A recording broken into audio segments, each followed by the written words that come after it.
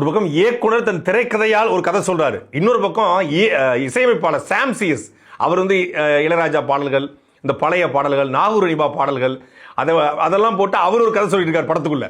அது வந்து பயங்கரமாக ஒர்க் அவுட் ஆயிருக்கு. எனக்கு ரொம்ப பிடிச்சது வந்து ஒரு பாட்டு உண்டு, அந்த வெளிநாட்டுக்கு அவங்க போயிருப்பாங்க, அதை நினச்சி வந்து அவங்க சாலியா பாடுற மாதிரி, கப்பலுக்கு போன மச்சான் கண்ணிரஞ்ச ஆசை மச்சான், எப்பத்தான் வருவீக எதிர்பார்க்கிறேன், நான் தினமும் தினமும் தொழுது தொழுது கேட்கிறேன், கண்ணுக்குள்ள வாழ்பவளே கல்புக்குள்ள இதயத்துக்குள்ள கல்புக்குள்ள ஆள்பவளே, இன்ஷா அல்லாஹ் திரும்பி வருவேன், நீ நினைச்சதெல்லாம் இஷ்டமோல தருவேன். அதாவது அந்த பாட்டை கேட்கும்போது ஏதோ ஒன்று பண்ணுது. அது அந்த பாட்டு வந்து பழைய இஸ்லாமிய பாடல் தான். அந்த மாதிரி வெளிநாட்டில் வாழக்கூடிய கணவன் நினைத்து ஒரு மனைவி பாடக்கூடிய பாடல், மனைவி நினைத்து கணவன் பாடக்கூடிய பாடல், அதை சரியான இடத்துல ஒன்று பொறுத்துறது இருக்குல்ல, அதுதான் இசையமைப்பாளருடைய வேலை. அதே போல